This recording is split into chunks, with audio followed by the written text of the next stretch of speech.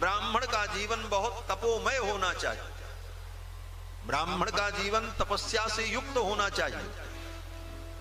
लिखा है कि ब्राह्मणस्य शरीरोयम क्षुद्र कामाय नेष्यते कृच्छाय तपसे चेत्य प्रेत्यानंत सुखाय च।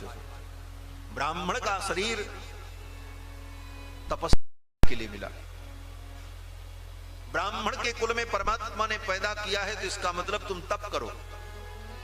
और ब्राह्मण जब अपने जीवन में तप करता है, त्याग करता है, साधना करता है, स्वाध्याय करता है, तो इस तपस्या साधना स्वाध्याय के प्रताप से, इसकी शक्ति से वो जितना पाप उसके पास आता है जजमान का, वो सब पाप नष्ट हो जाता है। और न तपस्या करे, न भजन करे, न माला जपे, केवल जजमान से दान ही लेता रहे दिन भर, ऐसे ब्राह्मण का पतन हो जाता है, ऐसे ब्राह्मण नष्ट हो जाते हैं, उनकी बुद्धि भ्रष्ट हो जाती है, बुद्धि में विकार उत्पन्न हो जाता है। इसीलिए ब्राह्मणों के लिए इतने कठोर नियम बनाए गए। संध्या करो, गायत्री का जप करो, वेद पढ़ो, श्राद्ध करो, तर्पण करो, पंचमहायज्ञ करो। ब्राह्मण का मतलब केवल कंधे पर जनेऊ दिखाने से कोई ब्राह्मण नहीं हो जाएगा, कर्म होना चाहिए उसका। महाराज, आज की तो ये स्थिति है कि ब्राह्मण जनेऊ भी नहीं पहन रहे। जनेऊ भी पहनने में उनको आफत है। 4 तोले की सोने की जंजीर पहन करके गले में घूमेंगे और 2 ग्राम का जनेऊ कंधे पर ढोते हुए उनसे नहीं बनता। कारण कि उस सूत्र में, उस धागे में, उस जनेऊ में उनकी निष्ठा नहीं। जो धर्म का मूल है यज्ञोपवीत, उसे कंधे पर धारण करने में उन्हें लज्जा आती है। और जिस सोने में कलयुग का वास है उसको गले में लटकाने में लज्जा नहीं आती। 4 तोला सोने की जंजीर गले में पहने बड़े शान से घूमेंगे, लेकिन 2 ग्राम का यज्ञोपवीत कंधे पर धारण करने में उनको बोझ लगता है। ऐसे ब्राह्मणों को धिक्कार है। वो ब्राह्मण नहीं है, वो ब्राह्मणाधम है, ब्राह्मणों में अधम है। ऐसे तो ब्राह्मण का छुआ हुआ पानी भी नहीं पीना चाहिए। महाराज, ब्राह्मण सारे समाज का मूल है। आज हमारे सनातन धर्म में जहां कहीं भी कोई विकृति आई, कोई कमी आई, तो वो कमी किसकी है? वे ब्राह्मण की कमी।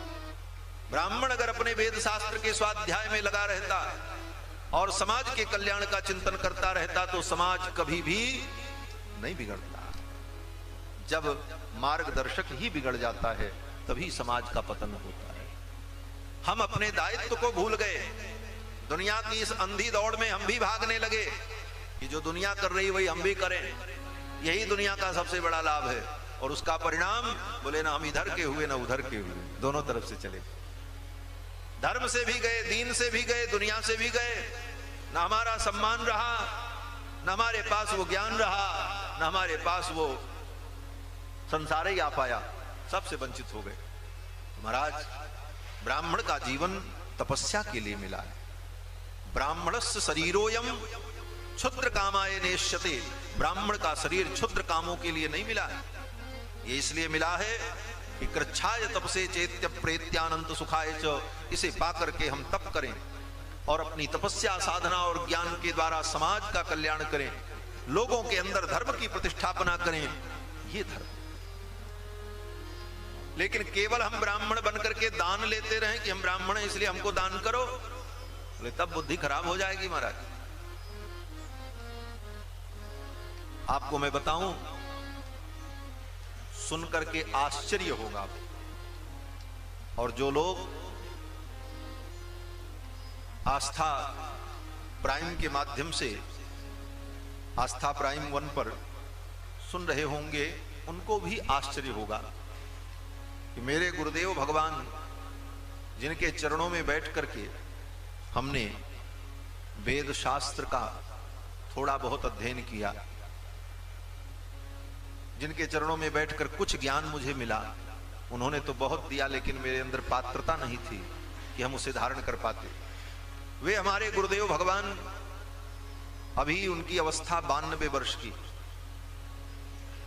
और चारों वेद 6 शास्त्र सब उन्हें उपस्थित है।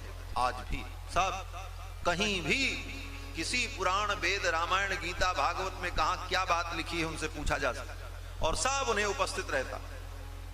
इतना ज्ञान, 4 विषय में उनको स्वर्ण पदक प्राप्त है, गोल्ड मेडलिस्ट।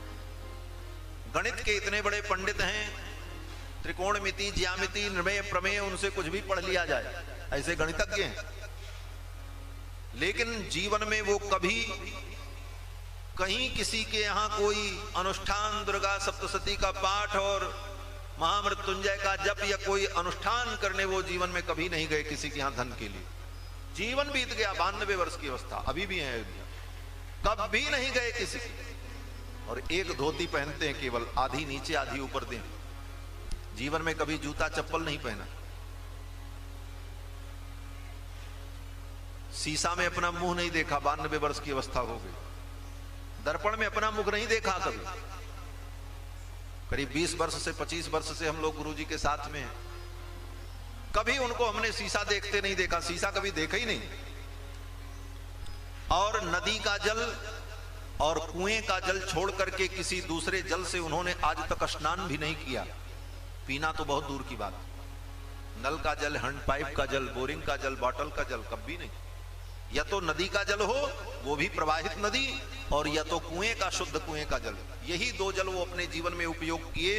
आज तक दूसरे किसी जल से उन्होंने स्नान भी नहीं किया, और पीना तो बहुत दूर की बात, कुल्ला भी नहीं किया किसी दूसरे जल से, कोई दूसरा जल उनके मुंह में नहीं। 92 वर्ष की अवस्था हो गई, आज भी एक अंग्रेजी दवा उन्होंने खाई नहीं, छुआ नहीं। हम लोगों के यहाँ गुरुजी आते हैं जब घर पे, आश्रम पे, तो हम लोग पहले सावधान हो जाते। कहीं कोई ऐसी वस्तु, अंग्रेजी दवा अगर कहीं रखी है और उनकी दृष्टि पड़ गई, तो वहीं से उल्टे पांव लौट जाएंगे, और जाने के बाद कहेंगे पहले उसको फेंको, अपना घर धो, तब हम तुम्हारे यहाँ आएंगे। आज तक अंग्रेजी दवा, एलोपैथ की दवा, होम्योपैथ की दवा उन्हें छुआ नहीं।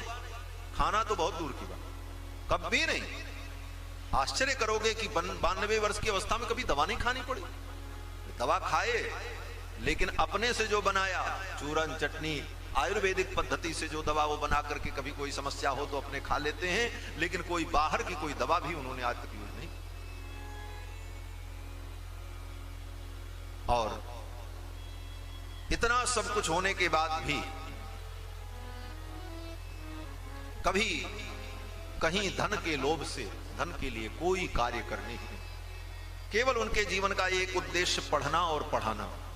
आज भी वो पढ़ाते हैं विद्यार्थियों को, और जब विद्यार्थी पढ़ के चले जाएं तो वो स्वयं बैठ के अपना कुछ न कुछ पढ़ते लिखते रहते, कुछ न कुछ करते ही रहते, खाली नहीं रहते। आपको बतावें कि जब गुरुदेव भगवान आचार्य परीक्षा उत्तीर्ण किए, उस समय बनारस में लोगों ने उनसे कहा, बड़े बड़े लोग उनसे प्रभावित थे, सबने कहा कि आप वाराणसी संस्कृत विश्वविद्यालय के कुलपति बन जाओ, मैं आपको कुलपति बनाने को तैयार हूं। उस समय जो लोग थे, यहां तक कि मुख्यमंत्री संपूर्णानंद जी जो उत्तर प्रदेश के मुख्यमंत्री हुआ करते, उन्होंने कहा गुरुजी आप विश्वविद्यालय के कुलपति बन जाओ बनारस में, आपके जैसा योग्य व्यक्ति कहीं मिलेगा नहीं। तो गुरुजी ने कहा, धन लेकर के विद्या को बेचना ये ब्राह्मण का धर्म नहीं, ये धर्म की निष्ठा है। ब्राह्मण होकर के हम विद्या को बेचें, उसके बदले में हम पैसा लें। ब्राह्मण जब विद्या को बेचता है तो बहुत बड़ा पाप करता है। विद्या का दान किया जाता है, विद्या बेची नहीं जाती। जो बेची जाती है वो विद्या होती नहीं, वो अविद्या होती। इसीलिए आज भी हमारे संस्कृत जगत में विधि में किसी भी गुरु के पास आप श्रद्धा हो तो बहुत अच्छी बात, बाकी अन्य विद्या में आप किसी के पास गणित पढ़ने जाओ, लेकिन अगर श्रद्धा कम भी हो तो काम चलेगा, लेकिन विधि अगर कम हो जाए तो पैसा देना पड़ता, तब वो पढ़ाता। कर्मकांड में विधि का करने जाओ तो पैसा देना पड़ेगा। लेकिन आजकल लोग इस बात को न समझ करके कहते हैं महाराज हमारी तो श्रद्धा, आज भी पढ़ाते हैं, तुम्हारी श्रद्धा ठीक है, श्रद्धा का भी महत्व होता है, लेकिन कर्मकांड में, यज्ञ आदि कर्मों में विधि की बहुत बड़ी महत्ता। खुश भी होंगे कि कोई हमसे, आपकी बड़ी श्रद्धा हो लेकिन विधि का लोप हो जाए तो फल उल्टा हो जाएगा। कि हम वेद को बेचते नहीं, धर्म को बेचते। एक शब्द भी, एक वाक्य भी, एक अक्षर स्वर भी बिगड़ जाए तो कर्मकांड का फल उल्टा हो जाए। ऐसे तपस्वी महर्षि पतंजलि धर्म के मूल हैं। महाभाष्य के पुष्पस्थानिक में कहते हैं स्वरतो वर्णतो मिथ्या प्रयुक्तो तमर्थमाह सभाग वज्रो जजमानम हिनस्ति के लोभ से कोई कार्य करने यथेंद्र शत्रु स्वरतो पराधात। एक स्वर के अपराध से इंद्र शत्रु वृत्रासुर मारा गया। भागवत में कथा, वृत्रासुर के पिता त्वष्ट्रा महर्षि ने यज्ञ किया और यज्ञ में संकल्प किया कि ऐसा पुत्र उत्पन्न हो जो इंद्र को मार दे, इंद्र शत्रु उत्पन्न हो, और यज्ञ किया। और जब मंत्र बोलने लगे तो मंत्र के उच्चारण में एक स्वर बदल गया। आदि उदात्त और अंतोदात्त में भेद नहीं कर पाए, और उसका परिणाम क्या हुआ बोले समास में अर्थ बदल गया। इंद्र शत्रु शब्द में दो प्रकार के समास होंगे, इंद्र से शत्रु है इंद्र शत्रु, और इंद्र शत्रु जस्य असौ तथा विध। अब दोनों समास में अंतर क्या होगा बोले स्वर के भेद से समास का निर्णय होगा। अब महाराज स्वर बदल गया तो समास बदल गया, और अर्थ क्या हो गया बोले इंद्र जिसके शत्रु हैं, अर्थात इंद्र जिसको मारेंगे।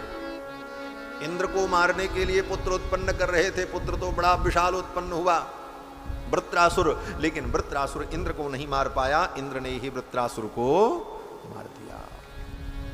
एक स्वर की गड़बड़ी का यह परिणाम हुआ। एक स्वर बदल गया तो बात बिगड़ गई। इसलिए वैदिक मंत्रों में, वेद मंत्र के उच्चारण में स्वर के नियम का बड़ी कठोरता से पालन है। इसीलिए वेद मंत्रों का प्रयोग करने के पहले विधि है कि ब्राह्मण बालक गुरुकुल में जाकर 12 वर्ष तक गुरु के चरणों में बैठकर एक एक मंत्रों के उच्चारण को सीखे, और जब सीखते सीखते उसका उच्चारण सुदृढ़ हो जाए तब उन मंत्रों का प्रयोग जो है यज्ञ आदि कर्मों में करे। इसीलिए गुरुकुल में जाकर के वेद को पढ़ना पड़ता है। आप सोचो बाजार से किताब लेकर के चले आवे, हम पढ़ करके बोल दें तो सब बेकार हो। आजकल की पंडिताई यही हो गई, बाजार से किताब ले आओ और पढ़ करके बाँच दो, बोले हो गया, चाहे शुद्ध चाहे अशुद्ध। इसीलिए फल भी नहीं मिलता। एक स्वर की गड़बड़ी से अर्थ का अनर्थ हो जाता है। हमारे पूज्य स्वामी जी महाराज एक बड़ी सुंदर चर्चा सुनाते थे कि एक स्वर से कितना अर्थ का अनर्थ होता है, एक बिंदु से। वे कैसे बोले, उधर से भीम जी महाराज गदा लेकर के आ रहे थे,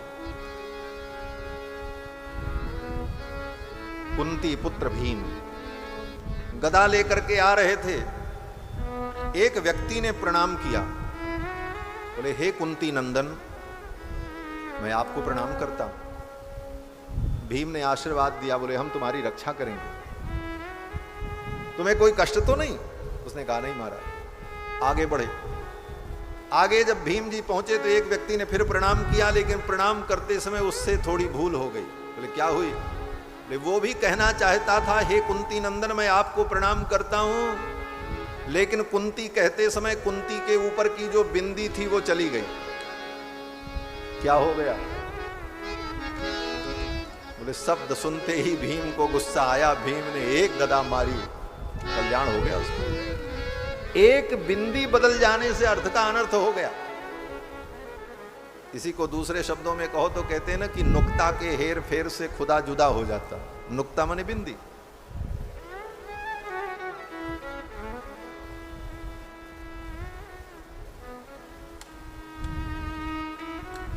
एक स्वर के बदलने से अर्थ का अनर्थ हो गया।